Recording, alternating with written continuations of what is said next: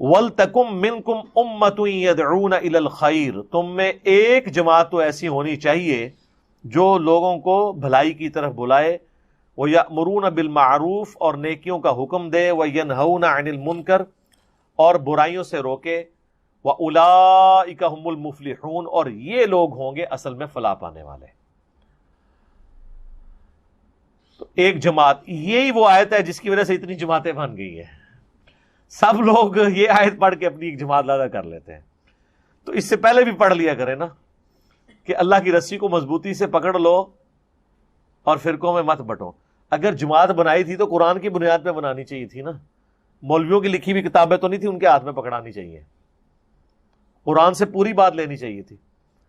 تو وہ کہتے ہیں اللہ تعالیٰ نے فرمایا تم میں ایک جماعت ہونی چاہیے، یعنی دعوت و تبلیغ کا کام کرنے کے لیے، قرآن و سنت کی تعلیمات لوگوں تک پہنچانے کے لیے ایک جماعت ہونی چاہیے جو آرگنائز طریقے سے یہ کام کرے۔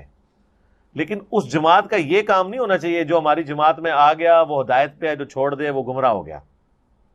وہ لوگوں کو جاگیں گے اور خود جاگنے کے بعد لوگوں کو جگائیں گے، بس یہ کام انہوں نے کرنا ہوگا۔ باقی ہماری جو مذہبی جماعتوں نے اس آیت کا غلط رزلٹ نکالا اور اپنے جماعت کے امیر کی بیعت کو واجب قرار دے دیا، حتیٰ کہ وہ حدیثیں جو کہ اجماع امت سے متعلق احادیث تھی ان کو پکڑ کے اپنی جماعت کے اوپر لگانا شروع کر دیا، حالانکہ اس کا تعلق تو اجماع امت سے تھا۔ تو یہ بات تو ٹھیک ہے کہ سب کے سب لوگ تو علم اس لیول کا حاصل نہیں کر سکتے کہ وہ علم کی گہرائی میں اتر جائیں، وہ چند ہی لوگ ہوں گے جو اتنی ایکسپرٹیز حاصل کریں گے۔ ہم نے کبھی یہ نہیں کہا کہ ہر بندہ فلاسفر بن جائے گا، لیکن ہم یہ کہتے ہیں کہ ہر انسان کو آخرت میں کامیابی کے لیے جو بیسک نالج چاہیے نا وہ ہر بندہ حاصل کر سکتا ہے، اس کے لیے کوئی راکٹ سائنس نہیں ہے۔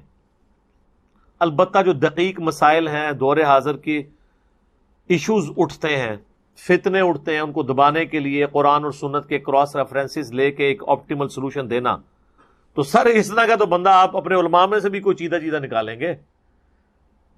جو علماء ڈگری ہولڈر ہیں وہ یہ کر کے بتا سکتے ہیں، یہ تو وہ بھی نہیں کر رہے، وہ بھی خود ناقل بنے ہوئے اپنے بڑے علماء کے۔ آپ دیکھ لیں جو بندی ہیں وہ بات کریں گے، کہیں گے مفتی تقی عثمانی صاحب نے فتویٰ دیا ہے، ان کا مفتی بھی یہی کہہ رہا ہوگا اور عام آدمی بھی۔ تو یہ مفتی کس چیز کی ڈگری لے کے نکلے ہوئے ہیں؟ ان کا اپنا کوئی دماغ نہیں، اس بھیجے سے کچھ نہیں سوچتے ہیں، یہ خود بھی ناقل ہی بنے ہوئے۔ تو یہ بات درست ہے کہ ہر بندہ اس لیول پہ نہیں جا سکتا۔ صحیح مسلم میں حدیث ہے کہ دانائی بھی تقدیر سے ہے، ہر شخص عقل میں بھی برابر نہیں ہے، لیکن جو بیسک عقل ہے آخرت کی کامیابی کے لیے اس میں سب برابر ہے۔ اور یہ کوئی ناانصافی والی بات نہیں ہے، ورنہ تو اس سے بڑی بات ہے کہ ہر بندہ تو پیغمبر بھی نہیں ہے نا۔ اب ایک بندہ یہ رونا پیٹنا لے کے بیٹھ جائے کہ مجھے اللہ نے موسیٰ کیوں نہیں بنا دیا۔ will of God لا يسأل عما يفعل وهم يسألون، اللہ کو کوئی نہیں پوچھ سکتا کہ اس نے یہ کام کیوں کیا، وہ ہر ایک کو پوچھے گا بھی اس نے یہ کام کیوں کیا۔ will of God تو پھر ہر جگہ آتی ہے، وہ تو بین ہے اس چیز کو سوچنا۔ لیکن گیون سرکمسٹانسز میں چاہے کوئی کافر ہے، مسلم ہے اور کسی بھی فرقے میں، اس کو اللہ نے اتنی عقل ضرور دی ہے کہ وہ توحید تک، آخرت تک، پیغمبر تک تھوڑی سی ایفرٹ کر کے پہنچ سکتا ہے۔ اچھا اکثر لوگ آگے مجھ سے سوال کر رہے ہوتے ہیں، جی وہ جی ہندوؤں کا کیا قصور ہے، جی وہ ہندوؤں کے گھر پیدا ہوئے۔ میں تو کہتا ہوں میرا کیا قصور ہے کہ میں جو ہے مسلمانوں کے گھر پیدا ہوا ہوں، ان مسلمانوں کے گھر کہ جنہوں نے ہمیں بچپن سے یہ سکھایا کہ قرآن حدیث ڈائریکٹ نہ پڑھنا گمراہ ہو جاؤ گے، جنہوں نے ہمیں بزرگ پرستی سکھائی، تو میرا کیا قصور تھا؟ اچھا لوگ کنکلوڈ کر بیٹھے ہیں کہ ہم مسلمانوں کے گھر پیدا ہوئے تو ٹھیک ہو گئے۔ حالانکہ آپ لاجیکلی سوچیں، ایک شخص جو ریگستان میں پیاسا مر جائے اس پہ زیادہ دکھ ہوگا آپ کو، یا جو دریا کے کنارے پیاسا مر جائے اس پہ زیادہ دکھ ہوگا؟ تو مسلمان یہ دریا کے کنارے پیاسا مر رہے ہیں، ان کے گھر قرآن ہے، لیکن قرآن صرف اس لیے ہے کہ یہ بچی کو بیاتے وقت نیچے سے گزار دیں گے، یا ماں باپ مر جائیں گے تو پڑھ کے تو اللہ سے بخشوانے کی کوشش کریں گے، یہ اس کا کام ہے۔ تو یہ تو پیاسے یہ مر رہے ہیں مسلمان، کافروں کی فکر چھوڑو، اپنی فکر کرو۔ ہم نے جنت انکلوڈ کر لی ہوئی ہے کہ نام مسلمانوں والا، پیدا مسلمانوں کے گھر ہوئے تو جنت اب گارنٹیڈ ہے۔ اتنا سوکھا کام نہیں ہے۔ جن کو گارنٹیاں ملی تھی وہ تو آخری وقت تک روتے رہے۔ جامعہ ترمذی اٹھائیں، حضرت عثمان غنی رضی اللہ تعالیٰ عنہ جب قبرستان جاتے تھے اتنا روتے تھے کہ داڑھی آنسوؤں سے تر ہو جاتی تھی، تو لوگ پوچھتے تھے کہ آپ کیوں اتنا روتے ہیں؟ انہوں نے کہا اس لیے کہ میں نے خود نبی علیہ السلام سے یہ سنا تھا کہ قبر آخرت کی منزلوں میں پہلی منزل ہے، جس کی یہ منزل آسان ہوئی اس کی اگلی منازل آسان ہو جائیں گی، اور جو اس میں پھنس گیا اس کی اگلے منازل مشکل در مشکل ہو جائیں گی۔ کسی نے ان کو کہا کہ حضرت تسی تے جنتی ہو، 3 بار جنت کی بشارت تانوں ملی ہوئی ہے، یقیناً ملی ہوئی ہے، تو جنت کی بشارت انہی کو ملی ہوئی ہے کہ جنہوں نے بشارت لینے کے بعد کام نہیں سی پانا۔ ہر بندے کو جنت کی بشارت نہیں ملنی۔ وہ جنت کی بشارت پا کے بھی اللہ سے بے فکر نہیں ہوئے، ڈرتے ڈرتے زندگی گزاری ہے۔ یہاں کہتے ہیں جو کچھ بھی ہے تیرے محبوب کی امت سے۔ وہ کل پرسوں ایک پوسٹ شیئر کرائی ہمارے ارشاد بھائی نے کہ جی مسجد کے اندر 8-10 نمازی ہوتے ہیں اور مسجد کے باہر ہزاروں لوگ نعرہ لگا رہے ہوتے ہیں غلامی رسول میں موت بھی قبول ہے، لیکن وہ مسجد کا دروازہ کراس کر کے اندر نہیں آ سکتے۔